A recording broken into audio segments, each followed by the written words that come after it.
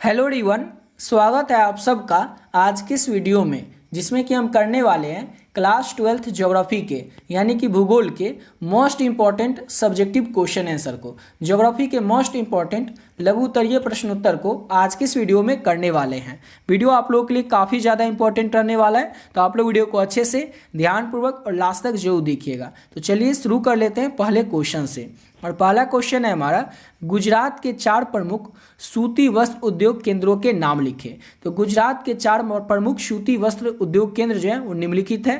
अहमदाबाद, सूरत, वडोदरा और राजकोट। ये 4 जो है ये गुजरात के 4 प्रमुख सूती वस्त्र उद्योग केंद्र हैं। चारों को अच्छे से याद रखिएगा। ये क्वेश्चन आपसे ऑब्जेक्टिव में भी पूछा जा सकता है कि जैसे कि पूछा जाएगा कि अहमदाबाद किस राज्य में स्थित है। आपसे पूछा जा सकता है कि गुजरात में सूती वस्त्र केंद्र कहाँ पर स्थित है, और ऑप्शन में अगर अहमदाबाद रहे तो लिख सकते हैं अहमदाबाद, टिक कर सकते हैं, या फिर ऑप्शन में सूरत रहे तो सूरत को भी टिक कर सकते हैं। तो चारों का नाम याद रखिएगा। ये 4 जो है अहमदाबाद, सूरत, वडोदरा और राजकोट, ये गुजरात के 4 प्रमुख सूती वस्त्र उद्योग केंद्र के नाम हैं। अगला क्वेश्चन है, भारत के 4 लौह अयस्क उत्पादक राज्यों के नाम लिखें। तो भारत के 4 प्रमुख लौह अयस्क उत्पादक राज्य के नाम इस प्रकार से हैं: उड़ीसा, झारखंड, कर्नाटक और छत्तीसगढ़।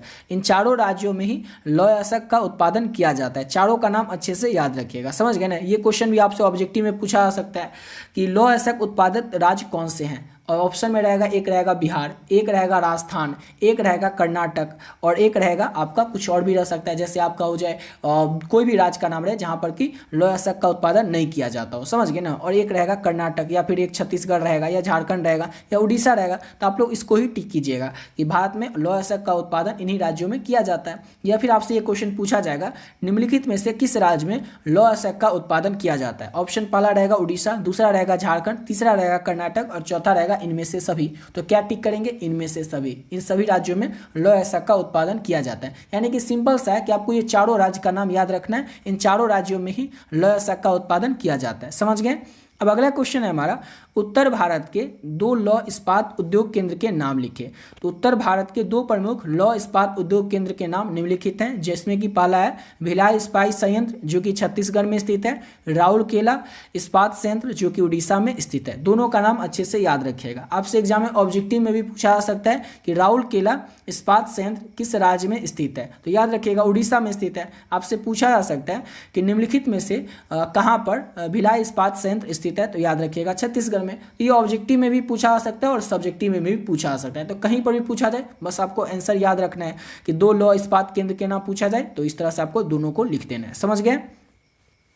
अब अगला क्वेश्चन है, मेगा सिटी क्या होती है। तो मेगा सिटी ना वैसे शहर को कहा जाता है, वैसे नगर को कहा जाता है जिसकी की जनसंख्या 10 लाख से अधिक होती है। जैसे कि हमारा जो मुंबई शहर है उसका जनसंख्या 10 लाख से भी कई गुना ज़्यादा है, यानी कि मुंबई क्या हुई तो मेगा सिटी हुई। दिल्ली की भी जनसंख्या कितनी है तो 10 लाख से अधिक है, तो दिल्ली क्या हुई तो दिल्ली भी जो है मेगा सिटी हुई। यानी कि एक ऐसा शहर जिसकी की जनसंख्या 10 लाख से अधिक होगी उसी को हम लोग क्या कहते हैं तो मेगा सिटी कहते हैं। इसमें और कुछ पॉइंट ऐड करना चाहें तो आप वो भी ऐड कर सकते हैं, जैसे कि विश्व के ये प्रमुख आर्थिक और सांस्कृतिक केंद्र होंगे, उच्च घनत्व होगा यहाँ पर इस सिटी का, मेगा सिटी का, आधुनिक बुनियादी ढांचा होंगे यानी कि बड़े बड़े बिल्डिंग होंगे, और आर्थिक गतिविधियां वाला ये शहर होगा। जैसे कि उदाहरण के लिए टोक्यो जो है ये भी मेगा सिटी है, न्यूयॉर्क क्या है तो मेगा सिटी है, लंदन, मुंबई, दिल्ली ये सब क्या है तो मेगा सिटी शहर है। सबको अच्छे से याद रखिएगा। अब क्वेश्चन आपसे पूछा जाएगा कि निम्नलिखित में से कौन मेगा सिटी शहर है। 4 ऑप्शन दिया रहेगा और उसमें से एक कोई ऑप्शन रहेगा मुंबई या दिल्ली रहेगा या न्यूयॉर्क रहेगा, तो आप उसको ही टिक करेंगे। समझ गए ना।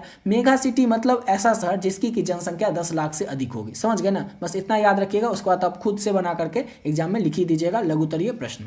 समझ गए। चलिए अगला क्वेश्चन करते हैं। और अगला क्वेश्चन करने से पहले आपको बताना चाहेंगे कि अगर अभी तक आप लोग ज्योग्राफी के इंपॉर्टेंट गेस क्वेश्चन का पीडीएफ नहीं लिए, जो कि आपके एग्जाम के लिए इंपॉर्टेंट ऑब्जेक्टिव और सब्जेक्टिव गेस क्वेश्चन का पीडीएफ है, तो आप लोग किस तरह से इस पीडीएफ को ले सकते हैं। ऑलरेडी बहुत सारे बच्चे जो हैं पहले से इस पीडीएफ को ले चुके हैं। तो जो भी बच्चे इस पीडीएफ को पहले से ले चुके हैं वे लोग वीडियो को थोड़ा सा स्किप करके अगले क्वेश्चन से आप लोग देख लीजिएगा। जो लोग बचे हुए हैं अभी तक इस पीडीएफ को नहीं लिए हैं उनको बता दें कि इस पीडीएफ में आपको क्या क्या मिलेगा, किस तरह से आपको इस पीडीएफ को लेना है। तो इस पीडीएफ में मिलेगा आपको ज्योग्राफी का इंपॉर्टेंट गेस ऑब्जेक्टिव क्वेश्चन, हर एक चैप्टर का रहेगा, चैप्टर वाइज रहेगा, और गेस इंपॉर्टेंट सब्जेक्टिव क्वेश्चन जिसमें कि लघु उत्तरीय, दीर्घ उत्तरीय सभी तरह के प्रश्न आपको देखने को मिल जाएगा। देखिए आपका जो ज्योग्राफी है वो 2 भागों में बटा हुआ है। दोनों भाग मिला करके कुल आपको मिला करके 21 चैप्टर ज्योग्राफी में पढ़ना है, और इन 21 चैप्टर से ही आपके एग्जाम में क्वेश्चन पूछे जाएंगे ऑब्जेक्टिव और सब्जेक्टिव दोनों। तो इन 21 चैप्टर के जो भी इंपॉर्टेंट ऑब्जेक्टिव और सब्जेक्टिव क्वेश्चन है चैप्टर वाइज, हर एक चैप्टर का, चैप्टर फर्स्ट से लेकर के 21 चैप्टर लास्ट तक, उन सभी चैप्टर के ऑब्जेक्टिव और सब्जेक्टिव इंपॉर्टेंट क्वेश्चन इस पीडीएफ में ऐड कर दिया गया है। और साथ ही साथ आपको मिल रहा है आपके एग्जाम में ज्योग्राफी में पिछले 11 साल में जो भी प्रश्न ऑब्जेक्टिव क्वेश्चन पूछे गए हैं वो भी आपको आंसर के साथ इस पीडीएफ में देखने को मिल जाएगा। यानी कि अगर आप इसको अच्छे से कर लेते हैं तो इसके अलावा आपको और कुछ करने की जरूरत ही नहीं पड़ेगी।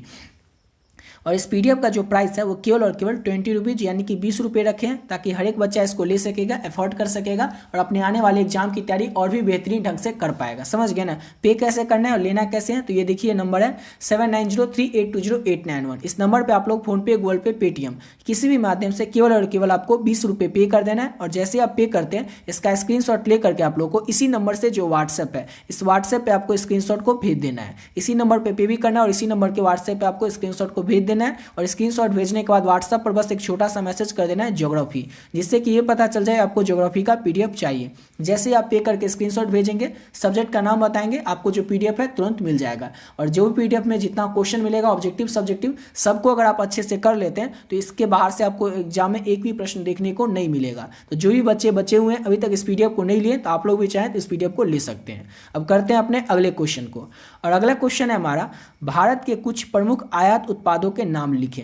यानी कि ना, निर्यात मतलब क्या होता है, हमारे देश से भेजा जाता है, और आयात मतलब हमारे देश में लाया जाता है। तो भारत में क्या क्या आयात किया जाता है, कुछ का नाम आपको बताना है, कुछ प्रमुख आयात उत्पादों के नाम आपको बताना है। तो भारत में कच्चा तेल को आयात किया जाता है, पूंजीगत वस्तु को, रत्न और आभूषण को, रासायनिक संबंधित उत्पाद को, इलेक्ट्रॉनिक सामान को, यानी कि इन सभी चीज़ों का आयात किया जाता है भारत में। याद रखिएगा 4-5 है, इसमें से आप कुछ भी और लिख सकते हैं। इसके अलावा आपको जो भी मन में आए जिसका कोई आयात किया जाता हो भारत में उसका नाम आप लिख सकते हैं। समझ गए ना। जैसे कि कच्चा तेल, पूंजीगत वस्तुएं, रत्न और आभूषण, रासायनिक और संबंधित उत्पाद, इलेक्ट्रॉनिक सामान, इन सभी चीज़ों का भारत में आयात किया जाता है। समझ गए। अब अगला क्वेश्चन है, भारत के कृषि आधारित 2 उद्योगों के नाम लिखें। कृषि आधारित 2 उद्योग कौन से हैं भारत में? तो पहला तो है चीनी उद्योग, जो कि शुगर इंडस्ट्री जिसे हम कहते हैं, और गन्ने से चीनी का उत्पादन किया जाता है। यानी कि ये भी क्या हुआ, तो कृषि आधारित उत्पाद ही हुआ, क्योंकि गन्ना कहाँ पर की जाती है, तो खेती से उत्पादन किया जाता है, और गन्ने से क्या बनाया जाता है, तो चीनी को बनाया जाता है। यानी कि चीनी उद्योग जो होगा, शुगर इंडस्ट्री जो होगा, वो आएगा कृषि आधारित उद्योग के अंतर्गत। उसके बाद है कपास उद्योग, यानी कि कॉटन इंडस्ट्री, कपास से कपड़ा और रेशे का उत्पादन किया जाता है। यानी कि जो कपड़ा होता है वो भी बनता है किससे, तो कपास से, और कपास की खेती की जाती है। यानी ये भी हो जाएगा कृषि आधारित उद्योग ही। 2 बस आपको याद रखना है, शुगर इंडस्ट्री और कॉटन इंडस्ट्री, बस हो गया। अब उसके बाद तो खुद से बना करके लिख ही दीजिएगा। समझ गए ना, कि शुगर इंडस्ट्री में खेती की जाती है गन्ने की, फिर उससे तैयार किया जाता है गन्ना, फिर गन्ना को फैक्ट्री में भेज करके चीनी तैयार की जाती है। ये सब खुद से आप बना करके लिख देंगे डिटेल में। ये 5 नंबर में भी ये क्वेश्चन पूछेगा ना, तो फिर भी आप लिख पाएंगे। इसमें कुछ खास आपको समझने जैसा है ही नहीं। बस याद रखना है भारत के कृषि आधारित उद्योग कौन से हैं, तो शुगर इंडस्ट्री और कॉटन इंडस्ट्री। आपसे एग्जाम में बता ही चुके हैं, ऑब्जेक्टिव में भी पूछा जा सकता है कि कृषि आधारित उद्योग कौन से हैं। 4 ऑप्शन में से कोई अगर ऑप्शन आपको दिख जाए, शुगर इंडस्ट्री या कॉटन इंडस्ट्री, तो आप लोग उसको टिक कर सकते हैं। समझ गए ना। ये सब क्या है, तो ये सब कृषि आधारित उद्योगों के नाम हैं। अगला क्वेश्चन है, प्रदूषण तथा प्रदूषकों में क्या अंतर होता है? अब प्रदूषण और प्रदूषकों, इस दोनों में अंतर क्या है, डिफरेंस क्या है? तो प्रदूषण जो वातावरण में हानिकारक पदार्थ का प्रवेश हो जाता है उसी को हम प्रदूषण कहते हैं। जैसे कि जल प्रदूषण होता है, जल में जो कचरा फेंक देते हैं, वायु प्रदूषण जो फैक्ट्री से निकलने वाली धुआं होती है, ये कई प्रकार की धुआं होती है, उससे वायु प्रदूषण होता है। ध्वनि प्रदूषण, जो बड़ा बड़ा लाउड स्पीकर बजाते हैं, गाड़ियों का बहुत ज़्यादा हॉर्न बजाते हैं, फैक्ट्री से निकलने वाली जो आवाज़ें होती है मशीन की, इन सभी से ध्वनि प्रदूषण होता है। मृदा प्रदूषण होता है। इसके अलावा और क्या क्या है, तो ये तो आपका हो गया प्रदूषण। और प्रदूषक क्या होता है, दोनों में डिफरेंस बताना था ना, प्रदूषण और प्रदूषकों में। तो प्रदूषण तो समझ गए, लेकिन प्रदूषक क्या होता है, तो प्रदूषण फैलाने वाले पदार्थ का एजेंट, जैसे कि carbon monodioxide, sulphur dioxide, plastic, औद्योगिक कचरा। यानी कि जो कचरा होता है, जैसे कि अभी आपको बताते हैं, ये जो वायु प्रदूषण होगा, तो वायु प्रदूषण जो होगा, जो धुआं निकलेगा, तो ऐसा तो नहीं होगा कि जो फैक्ट्री में जो धुआं, फैक्ट्री में जो मशीन चलेगी उसका जो धुआं निकलेगा, तो वो धुआं जो यहाँ पर हम घर में अगर खाना बनाएंगे लकड़ी पे या फिर लकड़ी जलाएंगे तो उसका जो धुआं होगा, दोनों धुआं सेम तो नहीं होगा,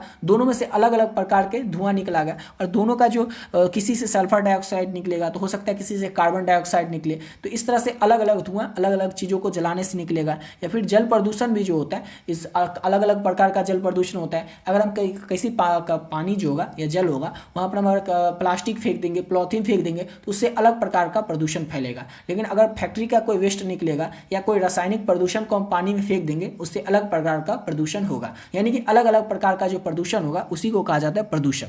जो प्रदूषण फैलता है और उससे जिस कारण से वो फैलता है उसी को कहा जाता है प्रदूषक। यानी कि प्रदूषण फैलाने वाले पदार्थ या एजेंट को कहा जाता है प्रदूषक। समझ गए ना।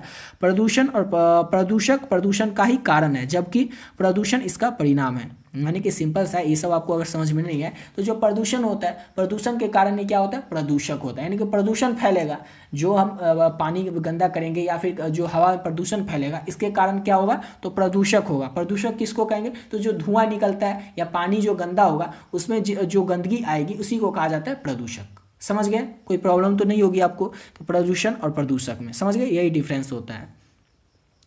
अगला क्वेश्चन है, भारत के पूर्वी तट पर अवस्थित 4 पत्तनों के नाम लिखिए।